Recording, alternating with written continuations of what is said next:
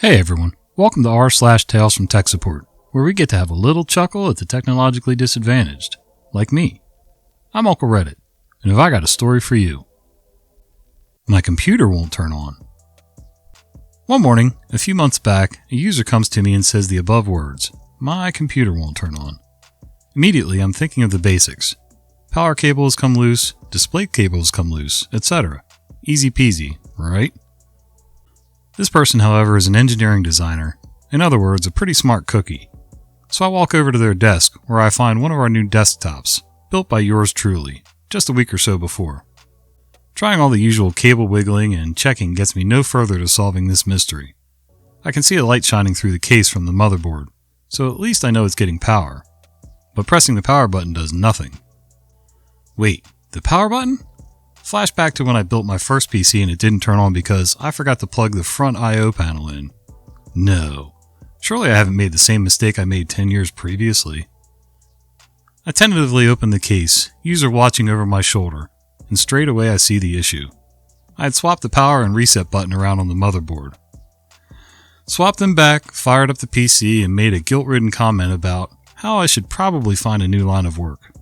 Whoops. That's alright, OP. Everybody makes mistakes, at least you owned up to it. That's more rare than you think these days. Oh, those lines? They've been there for years. I don't even notice them. So I'm an on-site computer technician, and one of my new clients asked me to take a look at her receptionist's PC as it's running slow. Sure enough, it's running a 2016 Celeron with 3 gigs of RAM and Windows 10. A true powerhouse to say the least. But I noticed that there was a grid pattern all over the screen. Background, start bar, etc. all had this thin white line. I asked her how long it's been doing that. Well, it's not really a big deal. It doesn't affect my work or anything. Do you think it's broken? I don't want to be trouble for Mr. C. I work in security camera install as well, so I noticed the pattern was familiar. 9 cameras split, as there were 3 horizontal and 3 vertical lines. After a few seconds of playing with her monitor settings, I fixed her issue. Her monitor was in security camera mode, meaning it disabled bars of pixels to avoid burn-in by simply not displaying the ones from the DVR and replacing them with its own. That day I was a hero. I fixed her monitor and convinced her boss that her receptionist would be so much more productive with a brand new computer. She retires in June and plans on leaving good equipment for her replacement, so she really pushed with me to get that new PC. Of course, as soon as we get her going on the new one, she realized that, indeed, she was getting the slow end of the stick. I have learned over the years that you can drag technology along too far. I'm nursing along 2 laptops that are over 5 years old. One I think is actually over 6. And, it shows some days. Problems in your image. Literally just happened this morning. Some quick backstory. We're in the process of upgrading our environment to a new version of Windows 10. Our parent organization sent us a baseline image. I installed it, patched it, customized it, repackaged it, and deployed it in SCCM, so it can be used for imaging computers. It's been tested. It's good to go. And yesterday it was greenlit for the various sites to begin deployment. Today I get a phone call. Me. Systems, how can I help you? Caller. Yeah, it's me. There are some problems with your image. We need to get these resolved. Me. Okay, there's not much to the image, but what do you got? Caller. Well, we're missing applications X, Y, and Z from the image. Me. Those aren't part of the image. In fact, they're not even part of your task sequence. Those apps aren't deployed en masse and never have been. Caller. Well, they were on my laptop before I imaged it, and now they're not there. Me. Right, because they're not part of the image or the task sequence, and never were. If you want those apps, you have to install them after the fact. Caller. Well, Silverlight isn't there either. Me. Right. Again, not an app we roll out to every machine. We never have. It's never been part of your task sequence. You can install it after the fact if you need it. If you want all this stuff to be installed by default, we can add that to the task sequence, but as of right now, it's working as intended. Caller. Well, what about Microsoft Edge? Me. Edge? What about Edge? Caller. It's not on here. It's not part of your image. Me. Open the Start menu, scroll down to the M section for Microsoft. Caller. Oh, there it is. Well, you need to put this at the top for me like before. I don't know how to find all these apps. Never mind that Edge can't be removed, even if you wanted to. Nope, it's just not there. Image is messed up. Now all this is pretty standard coming from users. I'd have a little more patience with users. My caller though, not your standard user. He's an FSR, a computer specialist in the military, and responsible for roughly 150 machines deployed overseas. How he became a tech, I'll never know. Yeah, as soon as you told him it wasn't part of the original image, he should have been able to figure it out from there, but I don't know. Your system is the most bleeped up system I've ever dealt with.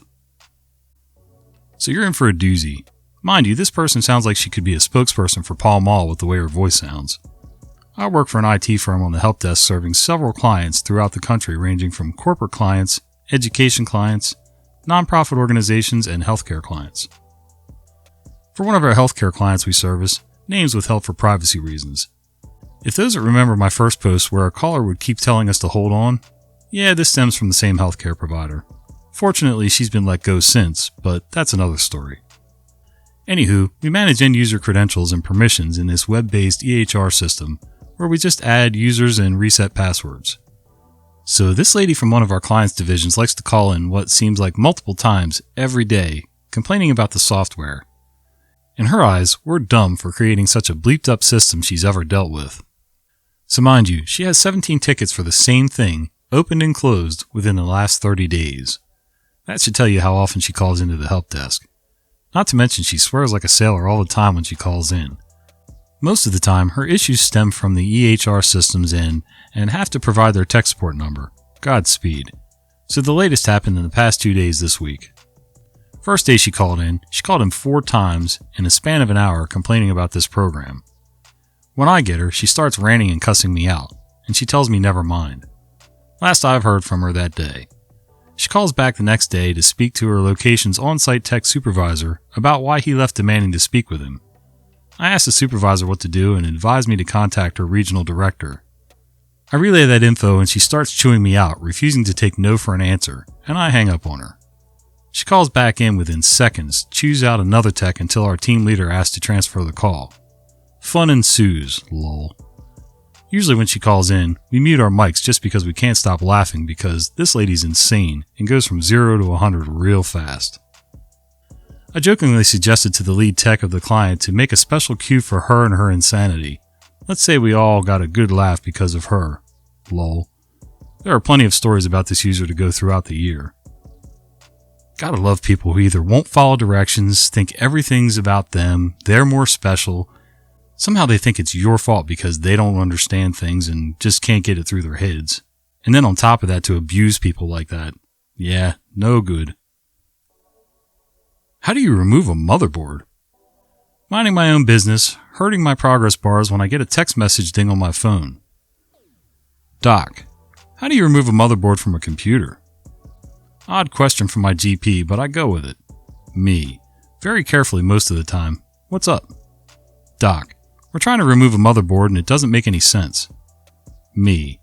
What's the end point here? We're removing motherboards because...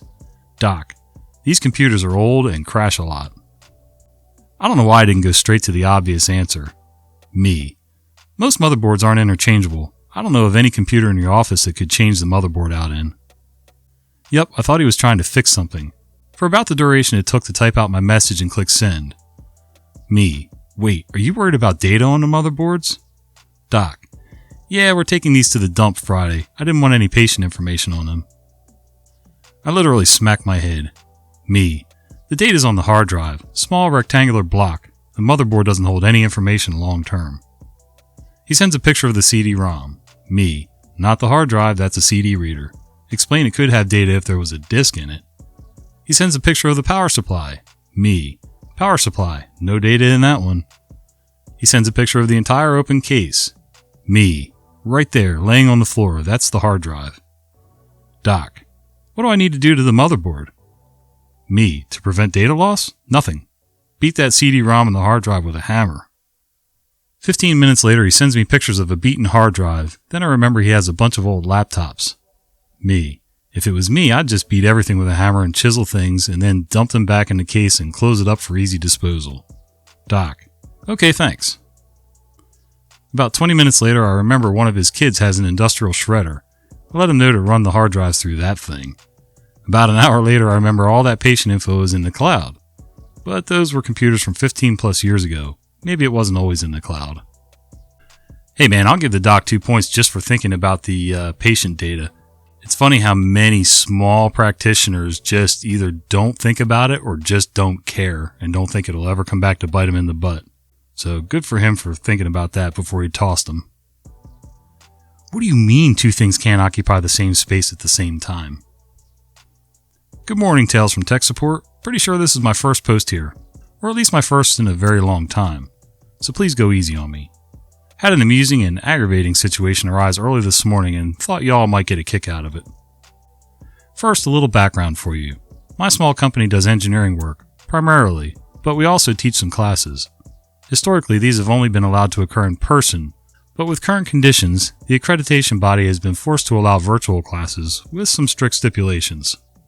One of these is that everyone must be on camera at all times, including the instructor.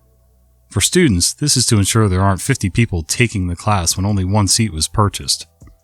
I cannot fathom why instructors are required to be on camera, but it's a rule we've successfully implemented at least a dozen times now.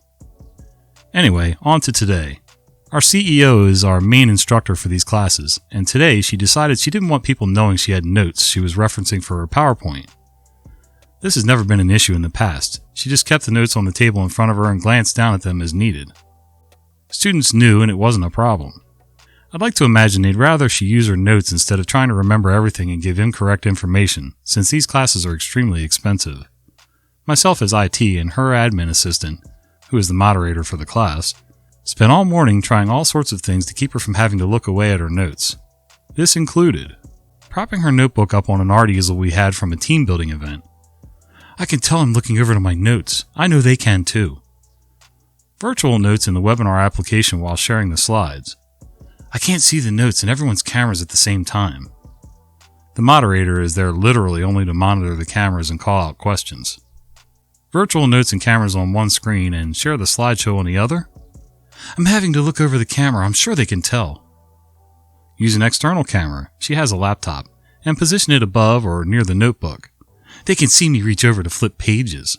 And on and on. She's not an inept person, but she somehow wanted us to allow her notes and camera to occupy the same space at the same time. If she had told us this yesterday when we did our dry run, we might have been able to modify our notebook to better accommodate a camera in the middle. Power drill, anyone? But alas. This went on for over an hour and almost caused the class to start late. After all that, including a trip to the store by the moderator to get a different stand for the notes, she put the notes on the table in front of her and started teaching. I need a drink. Little edit to note, I'm a one-man IT team for an office of around 40 people, so man hours for me are usually at a premium. Yeah, I mean, she wasn't producing some primetime television show. I mean, it's a webinar. People are going to expect you to have notes that you look at and things like that. Crazy. Phone charger. This happened today. I work in an educational setting just for context. User about breaks down the door to my office by knocking it to pieces and rattling the door handle while I'm in a Teams meeting. I'm not the speaker, so I mute myself and go check out what seemed like a hostage situation. User. Hey, there you are. Look at my phone. See this? It's dead. Do you have any chargers for it? Me. No, I don't think so, but I can check the storage to see if there is any, but I really doubt it. User. Great. Okay, just deliver it to my office when you find it. See you there. Me. Okay. Thinking, why the F couldn't he wait the 30 seconds it takes to search my storage? 1 minute later and I'm empty-handed.